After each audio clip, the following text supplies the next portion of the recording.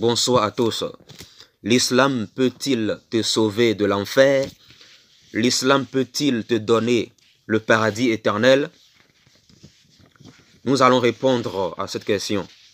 D'abord dans la sourate 5, verset 68, le Coran dit: ô gens du livre, vous ne tenez sur rien si vous ne vous conformez pas à la Torah et à l'évangile. Voilà. Donc le Coran reconnaît que c'est la Bible qui est la parole de Dieu et que les gens doivent forcément se conformer à la Bible. Dans la sourate 19, versets 71 à 72, il est écrit: il n'y a personne parmi vous qui ne passera pas par l'enfer. Il n'y a personne parmi vous qui ne passera pas par l'enfer, car il s'agit là pour ton Seigneur d'une sentence irrévocable. Cela veut dire que tu sois bon musulman ou pas, si tu meurs, tu vas passer obligatoirement par l'enfer. Tu vas passer obligatoirement par le feu éternel. C'est quand même incroyable. C'est quand même incroyable. Ce verset, ça devrait vous faire poser des questions. Ça devrait vous faire comprendre que dans l'islam, il n'y a pas l'assurance d'être sauvé. Il n'y a pas l'assurance d'aller au paradis éternel après la mort. Parce que tu sois bon musulman ou pas, si tu meurs, tu vas passer obligatoirement par l'enfer. C'est ce que le Coran dit. Et je vous ai lu le verset. Voilà. Maintenant, je vais lire un autre verset coranique. Sourate 59, verset 23. Il est écrit: c'est lui Allah, nulle divinité que lui, le souverain, le pur, l'apaisant, le rassurant, le prédominant, le tout-puissant, le contraignant, l'orgueilleux. Vous voyez, dans ce verset, il y a une vérité et il y a aussi un mensonge. Voilà. Le Coran dit que Allah est pur, il est l'apaisant, le rassurant. Et en même temps, le Coran dit que Allah est l'orgueilleux. C'est quand même incroyable. Donc, Allah c'est Satan. Allah c'est Satan en personne. Et Satan, il fait croire aux gens qu'il est pur. Mais en même temps, il fait croire aux gens qu'il est l'orgueilleux. Et effectivement, Satan est l'orgueilleux. Quand vous lisez Ézéchiel chapitre 18 dans la Bible, vous verrez que l'une des caractéristiques de Satan, c'est l'orgueil. Le vrai Dieu n'est pas orgueilleux. L'une des caractéristiques du vrai Dieu, c'est l'humilité. L'une des caractéristiques principales du vrai Dieu, c'est l'humilité. Et je vais vous le prouver par la suite. Mais l'une des caractéristiques de Satan, c'est l'orgueil. L'orgueil est la première caractéristique de Satan, le diable. Donc, voilà. Donc, voilà. C'est écrit ici que Allah est l'orgueilleux. Donc, Allah, c'est Satan. Et dans la sourate 40, verset 76, le Coran nous dit que les orgueilleux iront en enfer. Et dans la sourate 39, verset 59 à 60, le Coran dit: n'est-ce pas dans l'enfer qu'il y aura une demeure pour les orgueilleux? N'est-ce pas dans l'enfer qu'il y aura une demeure pour les orgueilleux?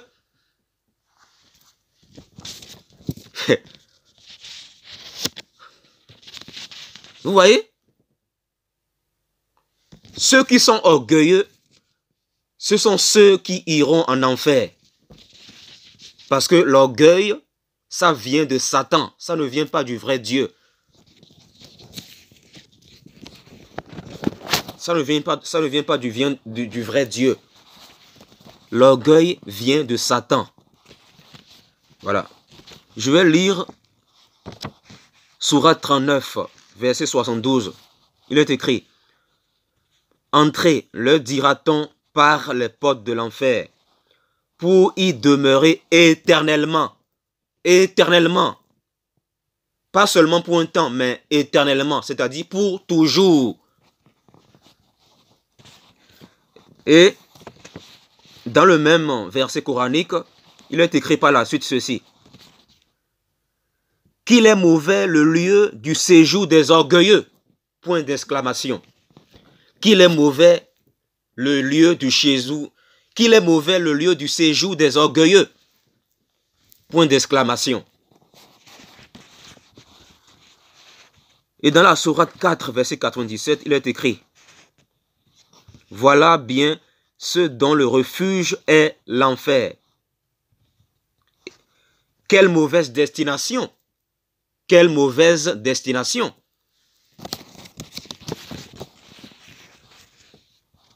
Le Coran dit ceci: nul n'entrera au paradis s'il y a dans son cœur de l'orgueil. Nul n'entrera au paradis s'il a, nul n'entrera au paradis s'il a dans son cœur de l'orgueil, même léger comme un grain de moutarde. Vous voyez, je suis en train de vous lire votre Coran. Voilà, c'est votre Coran que je vous lis. Le Coran dit: nul n'entrera au paradis s'il a dans son cœur de l'orgueil, même léger comme un grain de moutarde. Voilà, ça c'est Mohammed qui le dit dans le Coran. Mohammed dit que celui qui est orgueilleux, celui qui a dans son cœur l'orgueil, cette personne n'ira pas au paradis.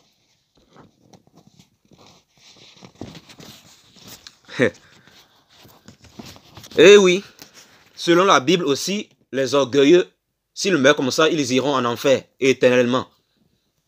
Selon la Bible également, si les orgueilleux meurent dans leur orgueil, ils iront tout droit en enfer éternellement. Éternellement. Je continue la lecture.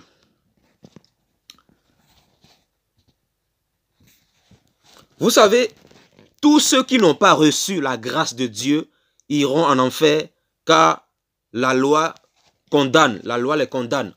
Le Coran te dit, fais ci, fais ça. Voilà, il faut réciter un certain nombre de prières par jour. Voilà, les piliers de l'islam, tout ça là. Il faut réciter voilà, telle prière pendant un certain nombre d'heures par jour. Le Coran te dit, fais ça, fais ça, fais ça, fais ça, fais ça, fais ça.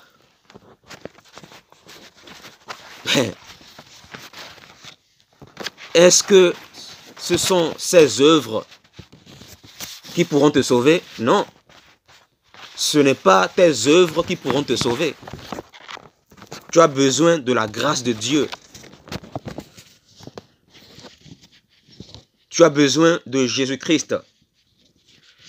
Je vais parler de la Bible après. Je ne vais pas m'éparpiller. Alors, je vais lire Sourate 3, verset 55. Je lis.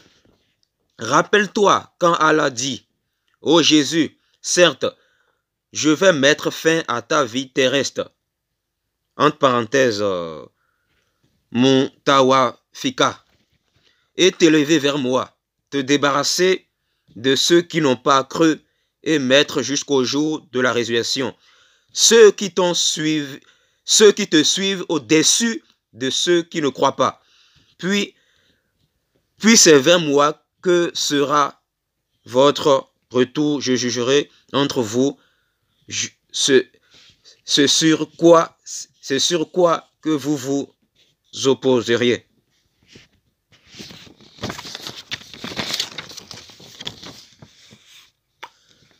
Je vais lire une autre sourate. Selon la sourate 100, verset 6, tous les êtres humains sont ingrats devant Dieu. Tous les êtres humains sont ingrats devant Dieu. Tous les êtres humains sont pécheurs. La Bible dit aussi que tous ont péché et sont privés de la gloire de Dieu. Voilà pourquoi tu as besoin de la grâce de Dieu pour être sauvé. Je vais lire Sourate 19, verset 21, verset 19 à 21. Sourate 19, verset 19 à 21. Je lis. Il dit, 2 points. Je suis en fait un messager de ton Seigneur. Voilà. Je suis en fait un messager de ton Seigneur pour te faire don d'un fils pur. Elle dit, comment aurais-je un fils quand aucun homme ne m'a couché et je ne suis pas prostituée? Il dit, ainsi sera-t-il. Cela m'est facile, a dit ton Seigneur, et nous ferons de lui un signe pour les gens et une miséricorde de notre part. C'est une affaire déjà décidée.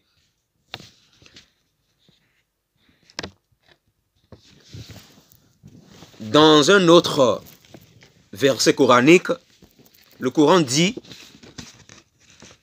nul pécheur ne portera le péché d'autrui.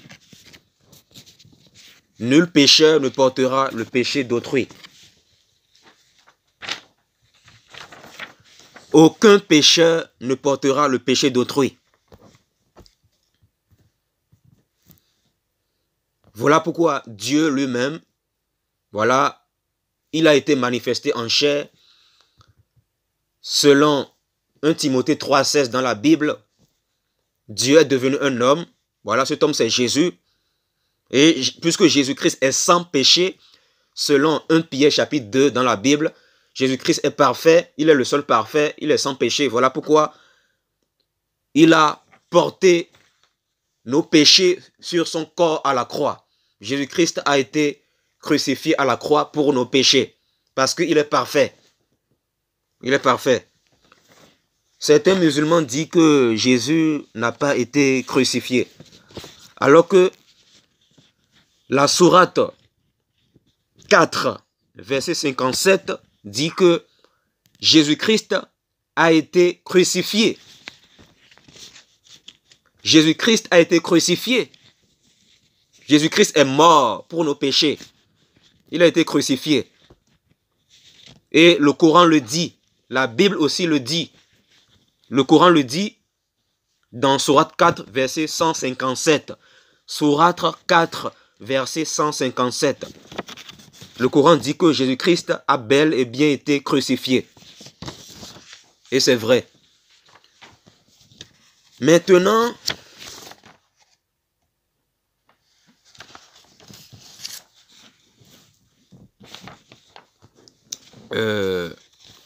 voilà, je vous avais montré que,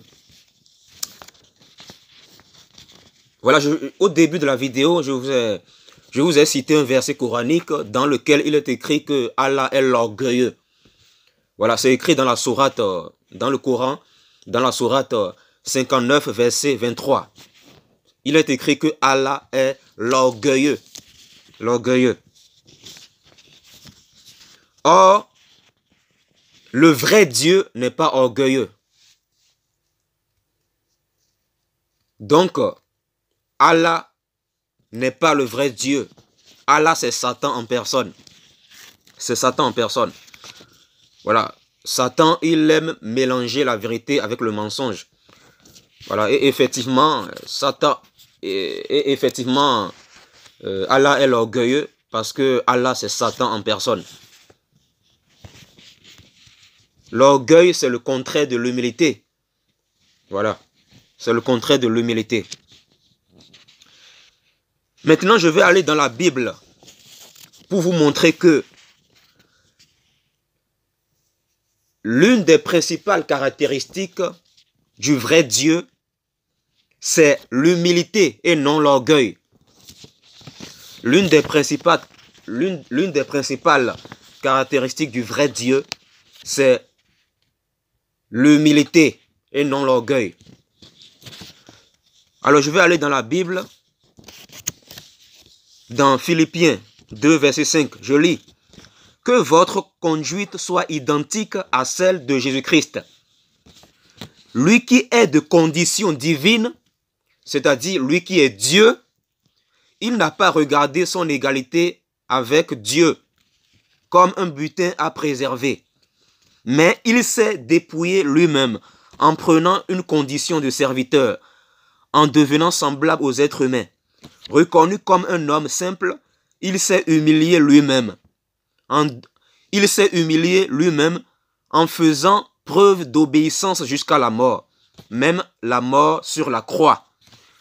C'est aussi pour cela que Dieu l'a élevé à la plus haute place et lui a donné le nom qui est au-dessus de tout nom, afin qu'au nom de Jésus, chacun plie le genou dans le ciel, sur la terre et sous la terre, et que toute langue reconnaisse que Jésus-Christ est le Seigneur, à la gloire de Dieu le Père.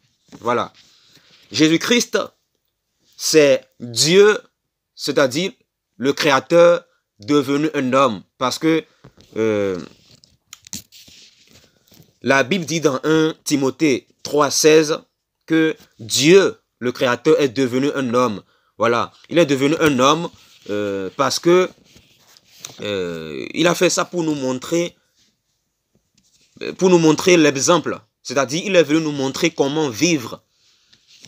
Et il est venu accomplir la justice. Parce que, vu que l'homme a péché, vu que les êtres humains sont souillés par le péché, depuis Adam et Ève, voilà, selon la justice de Dieu, il fallait un sang pur et sans péché pour payer la dette de nos péchés. Mais aucun être humain n'a un sang pur pour pouvoir payer la dette des péchés de l'humanité. Et voilà, il s'agit d'une dette lourde. Par exemple, en fait, il s'agit d'une dette lourde que nous ne pouvons pas payer. Voilà. Si par exemple, tu as 50 € sur ton compte bancaire, et si tu dois payer une dette de 200 € à quelqu'un, comment vas-tu payer les 200 €? Comment vas-tu le payer, les 200 €? Tu ne pourras pas parce que tu n'as que 50 €. Voilà. C'est juste pour expliquer voilà, l'image de la dette qu'on a envers Dieu à cause de nos péchés. Parce que le salaire du péché, c'est la mort. Donc, il fallait un sang pur pour que ce sang pur soit versé pour toute l'humanité.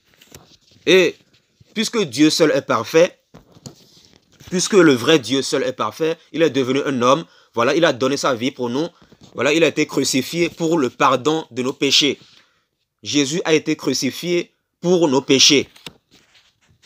Et il est ressuscité pour notre justification. Et en tant qu'homme, quand Dieu est devenu un homme, voilà, c'est-à-dire Jésus-Christ, quand Dieu est devenu un homme, voilà, il est venu nous montrer voilà, le chemin, il est venu nous montrer l'exemple, il est venu nous montrer comment vivre. Parce que nous, les êtres humains, nous ne savons pas vivre. Nous ne savons pas vivre. Nous n'avons aucune moralité. Et Dieu, il est devenu homme pour sauver les hommes. Voilà. Et en tant qu'homme, il nous a montré un caractère d'humilité. L'humilité.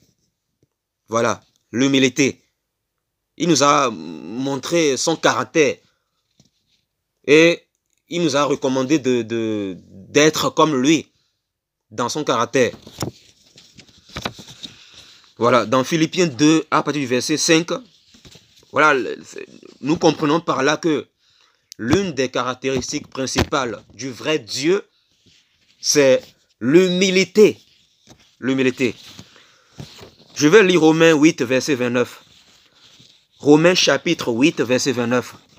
En effet, Ceux qu'il a connus d'avance, il les a aussi prédestinés à devenir conformes à l'image de son Fils, afin que celui-ci soit le premier-né d'un grand nombre de frères. Voilà. Pourquoi on parle de Fils? Fils, pas parce que c'est Dieu en tant qu'homme, Dieu manifesté en chair. Voilà, il s'est donné, voilà, il s'est appelé Fils. Mais c'est le même Dieu qui a pris plusieurs formes. Voilà, parce que Dieu est Dieu, il est tout puissant. Mais c'est le même Dieu. Voilà. Donc, la Bible nous recommande dans Romains 8, verset 29, que nous devons avoir le caractère de notre Créateur. Nous devons avoir l'humilité. Voilà. Si notre Créateur est humble, nous aussi, nous devons être humbles. Parce que, voilà, parce que l'humilité, c'est l'une des caractéristiques principales du vrai Dieu. Le vrai Dieu n'est pas orgueilleux. Je vais lire Matthieu 20, versets 25 à 27. Jésus les appela et leur dit, « Vous savez que les chefs des nations dominent sur elles et que les grands les tiennent sous leur pouvoir. Ce ne sera pas le cas au milieu de vous, mais si quelqu'un veut être grand parmi vous, il sera votre serviteur. Et si quelqu'un veut être le premier parmi vous, qu'il soit votre esclave. C'est ainsi que le Fils de l'homme est venu, non pour être servi, mais pour servir et donner sa vie en rançon pour beaucoup. » Voilà. Jésus-Christ, voilà, il est venu, c'est-à-dire Dieu en tant qu'homme, il est venu manifester le caractère, voilà, le caractère d'un fils. Il est venu nous montrer l'humilité. Le modèle d'humilité parfait se trouve en Jésus-Christ. Voilà. Et Jésus-Christ est venu nous servir en donnant sa vie pour nous à la croix. En donnant sa vie pour nous à la croix. Il est venu nous servir. Il est venu nous montrer comment vivre. Voilà. Il est venu nous montrer comment vivre. Je vais lire Marc chapitre 7, versets 21 à 22. En effet, c'est de l'intérieur. Je vais lire d'abord Jacques 4, verset 10. Jacques chapitre 4, verset 10. Dieu dit, « Humiliez-vous devant le Seigneur et il vous élèvera. » Humiliez-vous devant le Seigneur et il vous élèvera. Dieu nous demande de nous humilier. Voilà. Parce que l'une des caractéristiques principales du vrai Dieu, c'est l'humilité et non l'orgueil. L'humilité. Je vais lire Marc 7, versets 21 à 22. En effet, c'est de l'intérieur, c'est du cœur des hommes que sortent les mauvaises pensées, les adultères, l'immoralité sexuelle, les meurtres, les vols, la soif de posséder, les méchancetés, la fraude, les débauches, le regard envieux, la calomnie, l'orgueil, la folie. Toutes ces choses mauvaises sortent du dedans et rendent l'homme impur. Voilà. Parmi les choses mauvaises qui rendent l'homme impur, il y a quoi? Quand je vous ai lu là, vous avez vu quoi? L'orgueil. La Bible cite aussi l'orgueil. Parmi les mauvaises choses qui rendent l'homme impur, il y a l'orgueil. L'orgueil. Donc, l'orgueil n'a rien à voir avec le vrai Dieu. Je vais lire Michée 6. Michée chapitre 6, verset 8. Ça, c'est dans la Torah. C'est dans l'Ancien Testament. C'est dans la Torah. Michée chapitre 6, verset 8. Je lis. On t'a fait connaître. Voilà. Je vais lire, voilà, quelques versets dans la Torah, dans l'Ancien Testament. Michée chapitre 6, verset 8. Dieu dit, on t'a fait connaître, homme, ce qui est bien. Et ce que l'Éternel demande de toi, c'est que tu mettes en pratique le droit, que tu aimes la bonté et que tu marches humblement avec ton Dieu. Que tu marches humblement avec ton Dieu. Je vais lire un autre passage. Donc vous avez compris, voilà, humblement. Voilà, humblement. Voilà, et encore, même dans la Torah, Dieu nous recommande l'humilité. Je vais lire un autre verset dans la Torah, dans l'Ancien Testament. Il s'agit de Exode 10, verset 3. Je lis. Moïse et Aaron allaient trouver Pharaon et lui demandaient, Moïse et Aaron allaient trouver Pharaon et lui annoncèrent, 2 points. Voici ce que dit l'Éternel, le Dieu des Hébreux. Jusqu'à quand refuseras-tu de t'humilier devant moi? Jusqu'à quand refuseras-tu de t'humilier devant moi? Laisse partir mon peuple afin qu'il me serve. Voilà. Encore une fois ici, Dieu recommande l'humilité. Je vais lire un autre passage dans la Torah. Il s'agit de Sophonie 2, verset 3. Cherchez l'Éternel, vous, tous les humbles du pays, qui mettez en pratique ces règles en pratique. Je relis. Cherchez l'Éternel, vous, tous les humbles du pays, qui mettez ces règles en pratique. Recherchez la justice, recherchez l'humilité. Dieu nous demande de rechercher l'humilité. Je continue la lecture. Vous serez épargnés le jour de la colère de l'Éternel. Vous serez épargnés le jour de la colère de l'Éternel. Voilà. Dieu dit, recherchez l'humilité. L'humilité. Voilà. Alors je vais... Donc vous avez compris que l'orgueil n'a rien à voir avec le vrai Dieu. Le contraire de l'orgueil, c'est l'humilité.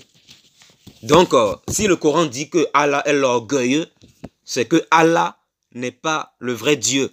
Allah, c'est Satan en personne. Voilà. Je vais aller dans l'évangile. Voilà. Jésus dit dans Jean 14, verset 6. Jean 14, verset 6. Jésus dit, c'est moi qui suis le chemin, la vérité et la vie. On ne va au Père qu'en passant par moi. Voilà, c'est Jésus-Christ, homme, qui parle ici. Jésus-Christ, voilà, quand il était sur la terre physiquement, voilà, il est 100% homme et 100% Dieu. Et c'est Jésus-Christ, homme, qui parle ici. Voilà pourquoi il parle du Père. Voilà. Mais le Père, en réalité, c'est lui-même. Parce que Jésus-Christ dit dans Jean 14, celui qui m'a vu a vu le Père. En fait, c'est le même Dieu. C'est le même Dieu qui a pris plusieurs formes. C'est le même Dieu qui a pris la forme de fils. Voilà, il a pris il a pris plusieurs formes. Mais attention, ce Dieu, c'est-à-dire le vrai Dieu, n'est pas Allah. Le vrai Dieu n'est pas Allah. Le vrai Dieu n'est pas Allah. Allah, c'est Satan en personne. Je vais lire Jean 1, versets 29 à 30. Bon, je vous ai lu Jean 14. Jésus dit, je suis le chemin, la vérité et la vie. Jésus est la vie. Il est la vie. Il est la vie. Il n'y a que Dieu qui peut parler ainsi. Si Jésus dit, je suis le chemin, la vérité et la vie, c'est très fort. Il n'y a que Dieu qui est la vie. Voilà. Jésus n'a pas dit, j'ai la vie. Il a dit, je suis la vie. Voilà. C'est lui qui nous donne le souffle de vie. Parce qu'il est lui-même la vie. Voilà. Mais spirituellement, la vie dont on parle ici, c'est la vie éternelle, le paradis éternel. Voilà. Je vais lire Jean 1, verset 29 à 30. Jean chapitre 1, verset 29 à 30. Le lendemain, il vit Jésus s'approcher de lui et dit, voici l'agneau de Dieu qui ôte le péché du monde. Voici l'agneau de Dieu qui enlève le péché du monde. C'est lui à propos duquel j'ai dit, après moi un homme, c'est lui à propos duquel j'ai dit, après moi vient un homme qui m'a précédé car il existait avant moi. Voilà, c'est Jean-Baptiste qui parle ici. Si vous lisez tout le chapitre, vous verrez que c'est Jean-Baptiste qui parle là. Voilà, Jésus dit, à propos de Jésus, il dit, voici l'agneau de Dieu qui enlève le péché du monde. Voilà. Et quand Jean-Baptiste dit, il m'a précédé, car il existait avant moi, en fait, Jésus, dans Jean 8, il disait aux Juifs, il a dit, avant qu'Abraham soit né, je fus. Avant qu'Abraham soit né, je fus. C'est Jésus qui a créé Abraham. Quand vous lisez Colossiens 1, versets 15 à 17, la Bible dit que c'est Jésus qui est le créateur. C'est Jésus qui a créé Abraham. Parce qu'il est Dieu, il est le créateur. Je vais lire Jean 3, versets 16 à 18. Car Dieu a tant aimé le monde qu'il a donné son Fils unique, afin que quiconque croit en lui ne périsse point, mais ait la vie éternelle. Dieu en effet n'a pas envoyé son Fils dans le monde pour juger le monde, mais pour que le monde soit sauvé par lui. Celui qui croit en lui n'est pas jugé, mais celui qui ne croit pas en lui est déjà jugé, parce qu'il n'a pas cru au nom du Fils unique de Dieu. Les musulmans disent qu'ils croient en Jésus. Or, c'est faux. Si vous croyez réellement en Jésus, vous devez obéir à tous les commandements de Jésus. Jésus a dit dans Marc chapitre 16, verset 16, « Celui qui croira et qui sera baptisé par immersion sera sauvé. » Celui qui croira et qui sera baptisé sera sauvé. Mais celui qui ne croira pas sera condamné.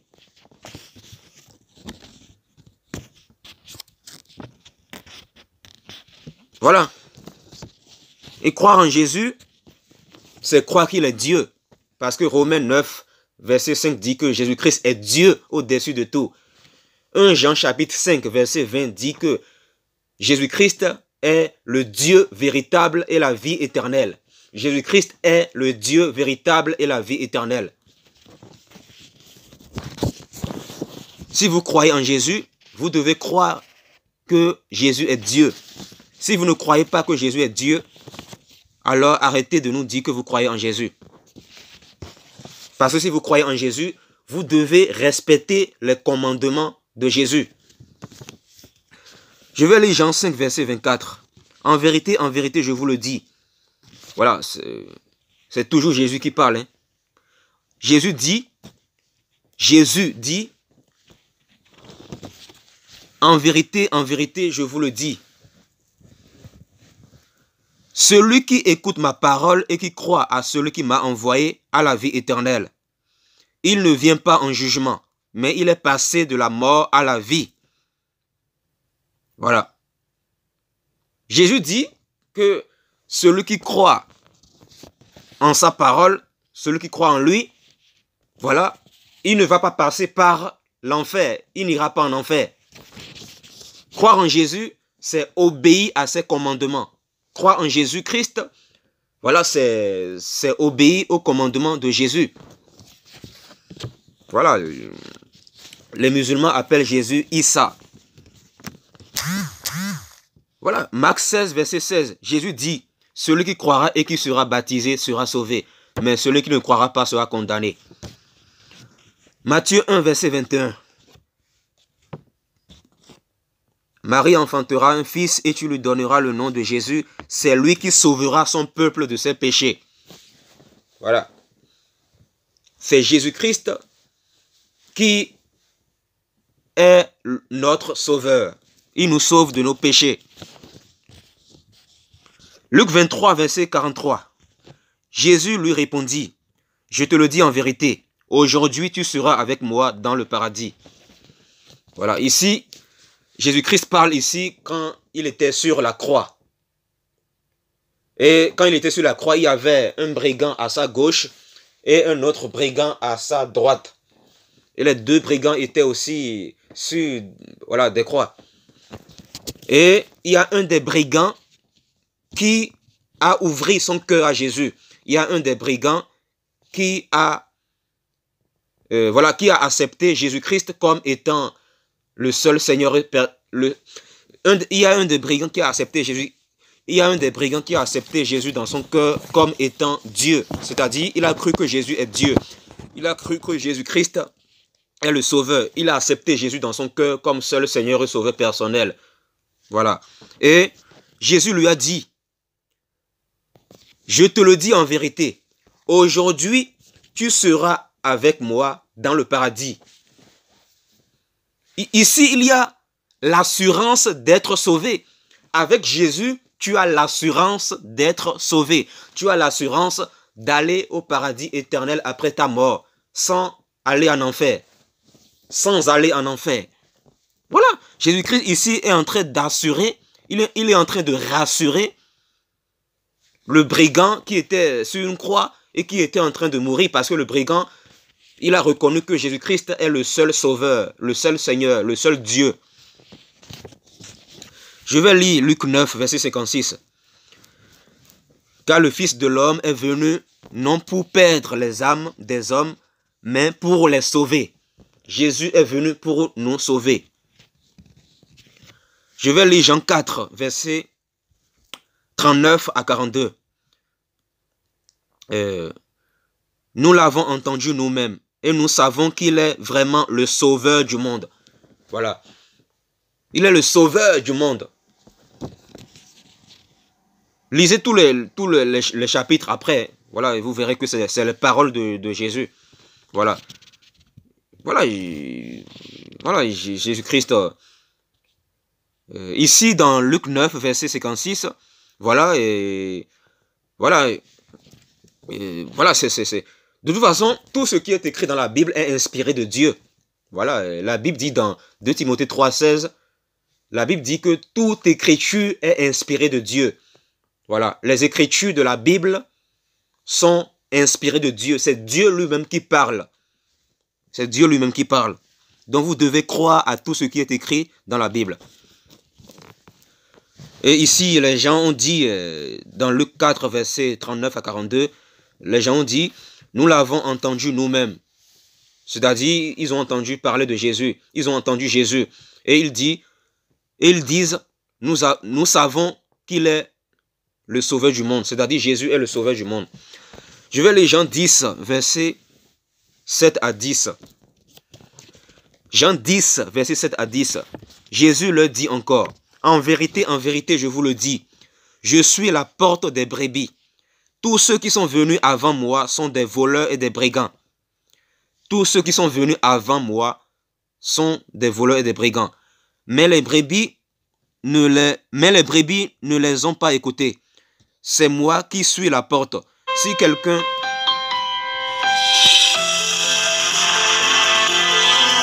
C'est moi qui suis la porte. Jésus dit, c'est moi.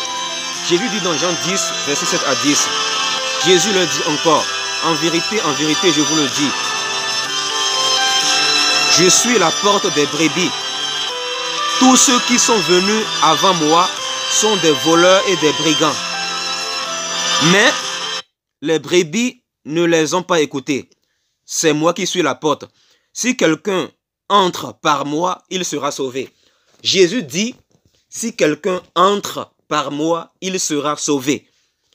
Il entrera et sortira, et il trouvera de quoi se nourrir. Le voleur ne vient que pour voler, égorger et détruire. Mais moi, je suis venu afin que les brebis aient la vie, et qu'elle l'ait en abondance.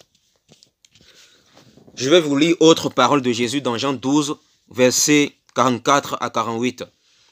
Quant à Jésus, il s'écria, 2 points.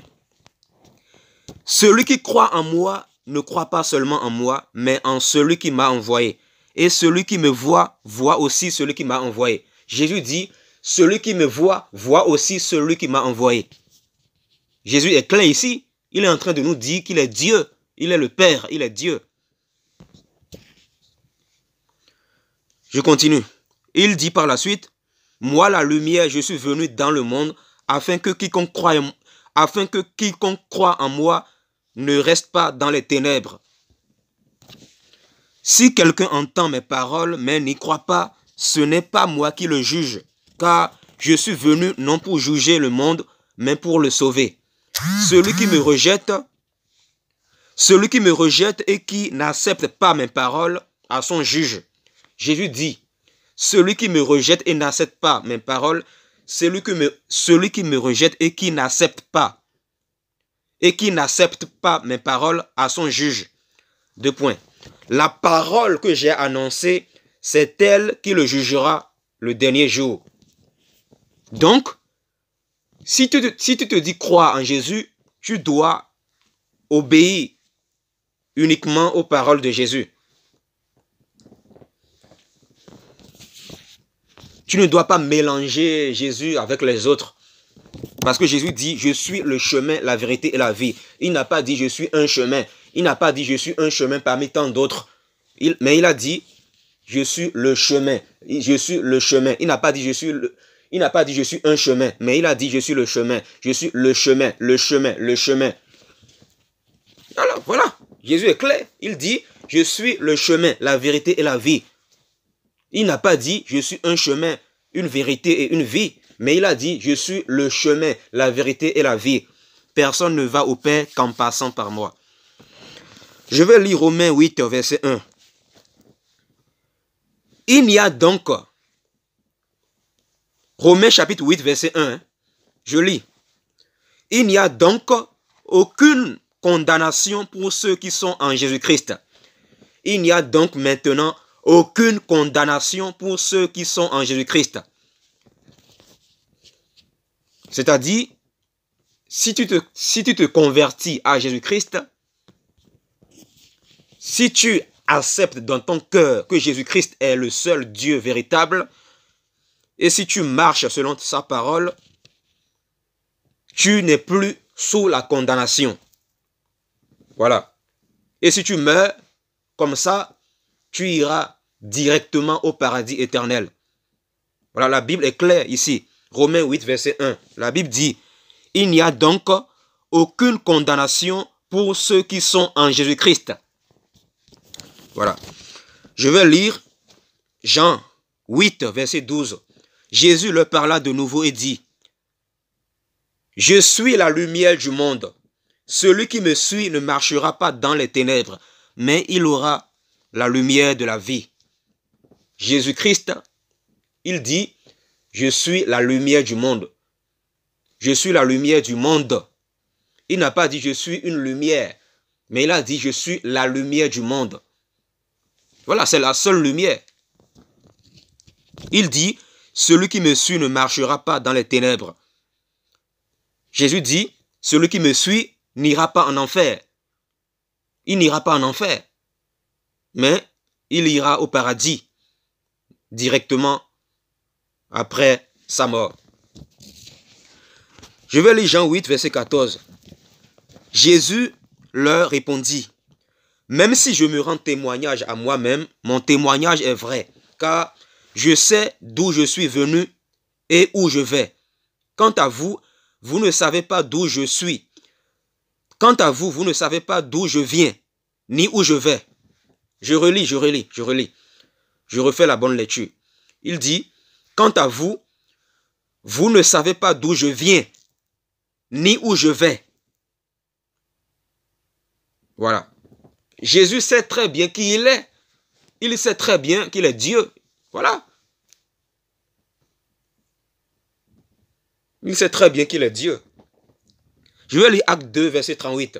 Pierre leur dit, c'est le Saint-Esprit, c'est l'Esprit de Dieu qui parle. Voilà, toujours l'Esprit de Dieu qui parle ici au travers de Pierre. Ici, c'est au travers de Pierre qu'il parle. Il dit, changez d'attitude, c'est-à-dire repentez-vous, et que chacun de vous soit baptisé au nom de Jésus-Christ pour le pardon de vos péchés, et vous recevrez le don du Saint-Esprit.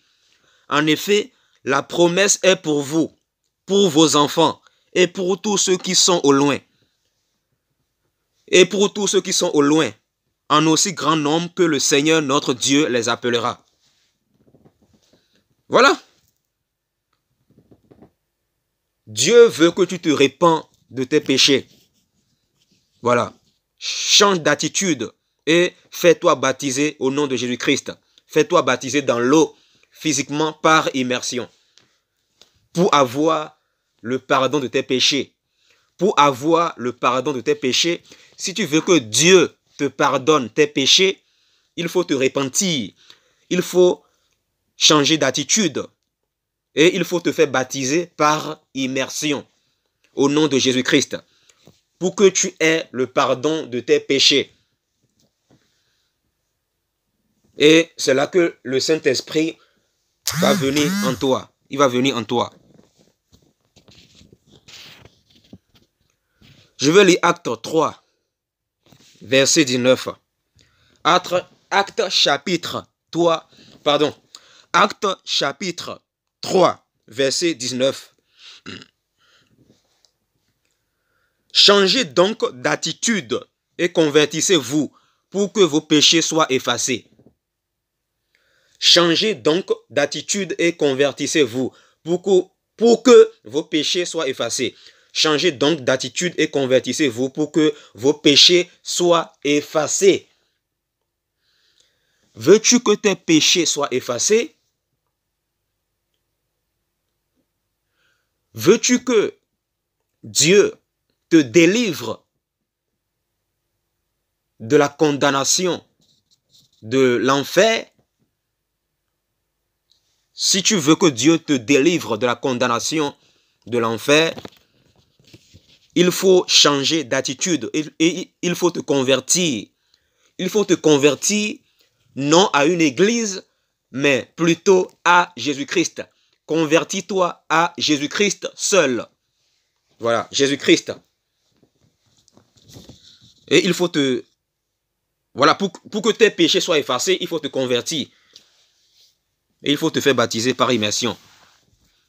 Mais il faut un chrétien né de nouveau pour te baptiser. Je vais lire Actes chapitre 22, verset 16. Et maintenant, pourquoi tarder? Pourquoi tarder? Lève-toi et sois baptisé. Et sois lavé de tes péchés en faisant appel au nom du Seigneur. Voilà. Tu attends quoi pour rentrer dans la grâce de Dieu? La grâce, c'est une faveur imméritée.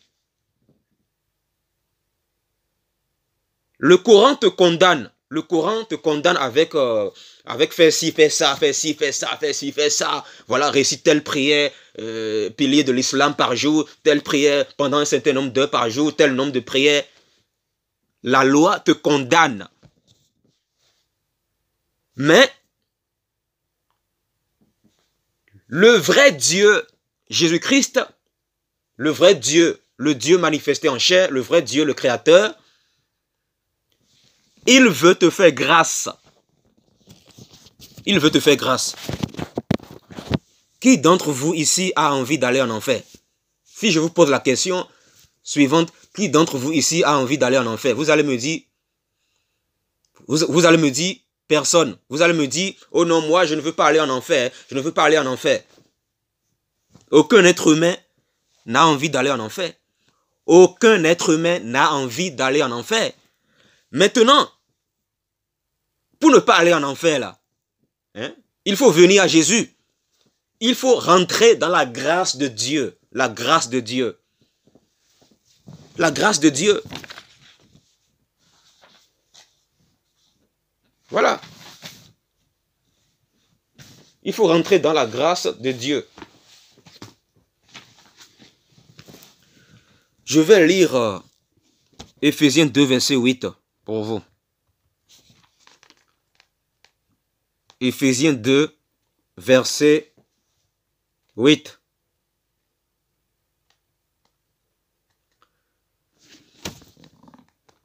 Éphésiens chapitre 2, verset 8. Voilà, ouvrez vos Bibles dans Éphésiens 2, verset 8.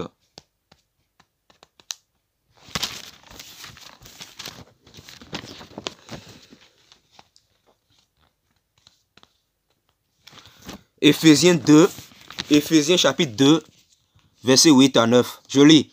En effet, c'est par la grâce que vous êtes sauvés, par le moyen de la foi en Jésus-Christ seul. Et cela ne vient pas de vous, c'est le don de Dieu. Voilà.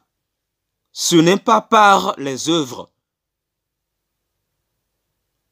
Ce n'est pas par les œuvres. Ce n'est pas en récitant des prières, voilà, des prières là, que l'islam te demande de réciter que tu seras sauvé. Ce n'est pas en faisant des bonnes œuvres, mais c'est en ouvrant ton cœur à Jésus-Christ, c'est en croyant qu'il est Dieu et en faisant sa volonté, voilà que tu seras sauvé. C'est par grâce, c'est que pour être sauvé, tu peux être sauvé même aujourd'hui. Et ce que tu as à faire, c'est d'ouvrir ton cœur à Jésus. C'est tout. Tu ouvres ton cœur à Jésus, tu lui demandes pardon de tes péchés et tu te fais baptiser par immersion. Mais il faut contacter un chrétien pour te baptiser par immersion. Voilà. Et comme ça, Dieu te voit. Si tu fais ça, Dieu te voit comme une nouvelle créature.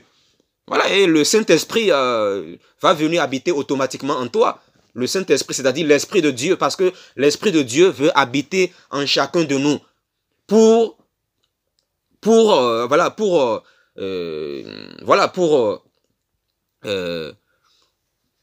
fasse sa volonté, quoi.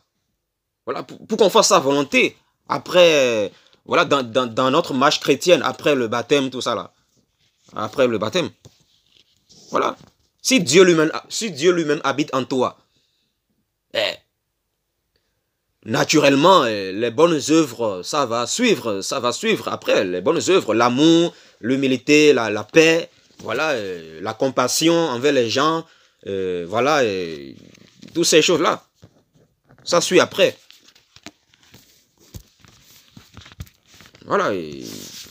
Parce que la Bible dit, sans la sanctification, personne ne verra Dieu. Voilà.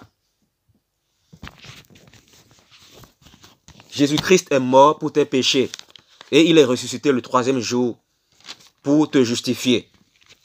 Voilà.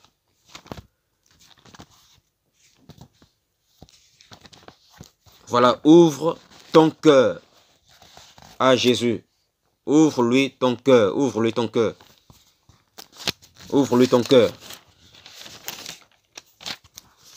Ouvre-lui ton cœur. Actes chapitre 20, verset 28 dit quoi?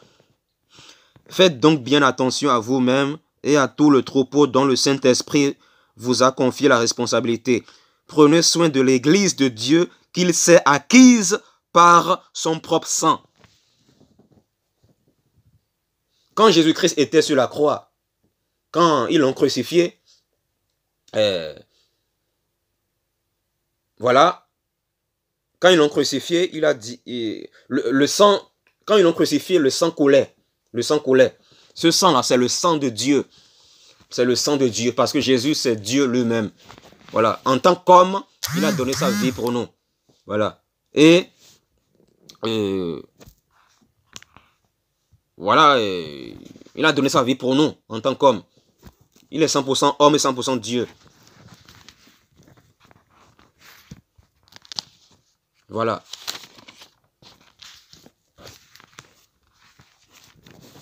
Donc, l'islam ne peut pas te sauver. L'islam te condamne. Mais l'évangile te fait grâce. L'évangile te donne une faveur imméritée. Une faveur que tu ne mérites pas. Entre l'islam qui te condamne à aller en enfer et entre l'évangile, je répète, entre l'islam qui te condamne à aller en enfer après ta mort et l'évangile qui te donne une faveur imméritée d'aller au ciel, c'est-à-dire au paradis éternel après ta mort, lequel préfères-tu? Lequel préfères-tu? Moi, personnellement, j'ai préféré l'évangile qui fait grâce. J'ai préféré la grâce de Jésus. J'ai préféré Jésus. Voilà. Là où tu es, si tu as encore des doutes sur l'enseignement que je viens de donner dans cette vidéo, voilà, tu peux prier chez toi. Dis, Seigneur Jésus, révèle-toi à moi. Si c'est toi réellement le chemin, révèle-toi à moi. Parce que je ne veux pas aller en enfer après ma mort. Mais je veux aller au paradis éternel après ma mort. Je veux aller au paradis éternel.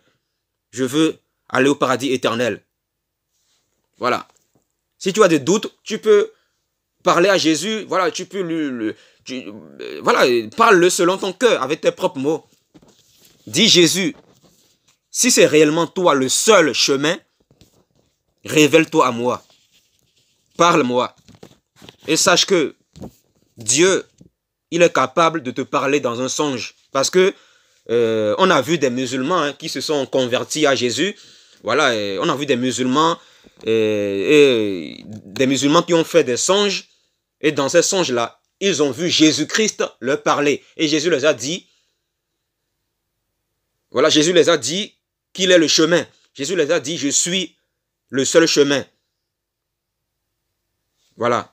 Et Jésus les a dit que c'est lui qu'ils doivent adorer. C'est-à-dire, ils doivent adorer Jésus seul. Jésus seul.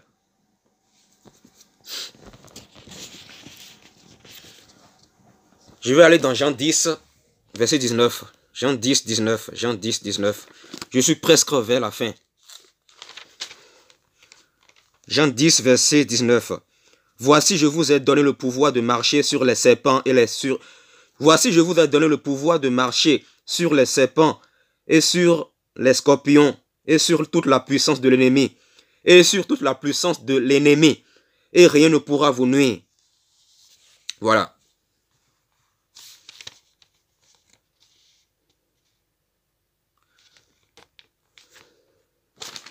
Ah non, c'est Jean 10. Je me suis trompé, c'est Jean 10. Je vous ai lu Luc 10, verset 19. Mais c'est pas grave, bon. C'est toujours la parole de Dieu. Voilà, c'est toujours la parole de Dieu. Jean 10, verset 19. Jean 10, verset 19. Ces paroles provoquaient de nouveau une division parmi les Juifs. Beaucoup d'entre eux disaient, il a un démon, il est fou. Pourquoi l'écoutez-vous? Voilà, bon. Ça, c'est les religieux qui n'avaient rien compris des enseignements de Jésus, qui murmurent. Voilà. Voilà, Jésus-Christ, voilà. Jésus dit dans Jean 10, verset 16, « J'ai encore d'autres brebis qui ne sont pas de cet enclos. Celles-là aussi, il faut que je les amène. Elles écouteront ma voix. Et il y aura un seul troupeau et un seul berger. » Il y aura un seul troupeau, virgule, un seul berger. Il n'y a pas et. Jésus dit, il y aura. Jésus dit, j'ai encore d'autres brebis qui ne sont pas de cette bergerie. Voilà, au moment où Jésus parlait ici, il était physiquement sur la terre, il parlait, voilà, il parlait aux Juifs. Voilà, il disait que il n'est pas venu seulement pour Israël, mais il est venu pour toutes les nations du monde entier. Voilà. Voilà pourquoi il dit, j'ai encore d'autres brebis qui ne sont pas de cette bergerie, c'est-à-dire d'Israël. Celles-là aussi, il faut que je les amène. Le lait là, c'est nous autres. C'est nous autres qui ne sommes pas juifs. Nous autres, les autres nations du monde. Voilà. Donc Jésus, voilà, il est venu pour tout le monde. Il n'est pas seulement venu pour Israël.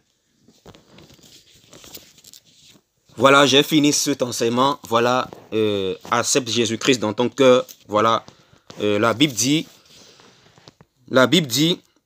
dans Actes 22, verset 16, « Et maintenant, pourquoi tarder? Lève-toi et sois baptisé et sois lavé de tes péchés en faisant appel au nom du Seigneur. » Voilà, ouvre ton cœur à Jésus-Christ, ouvre-lui ton cœur parce que il veut te donner l'assurance d'aller au paradis éternel après ta mort. Et c'est lui seul qui peut te sauver. Voilà. Acte chapitre 4, verset 12 dit que seul Jésus-Christ peut sauver ton âme. Seul Jésus-Christ peut sauver ton âme. Seul Jésus-Christ peut sauver ton âme. Parce qu'il est Dieu, il est parfait. Seul Dieu sauve. Seul Dieu sauve. Dieu est le seul Seigneur et Sauveur. Et Jésus-Christ est le Dieu, le véritable Dieu. C'est le même Dieu. On ne parle pas de deux dieux, c'est le même Dieu. Voilà. Jésus-Christ est le seul vrai Dieu qui peut te sauver. Le seul. À la prochaine. Au revoir.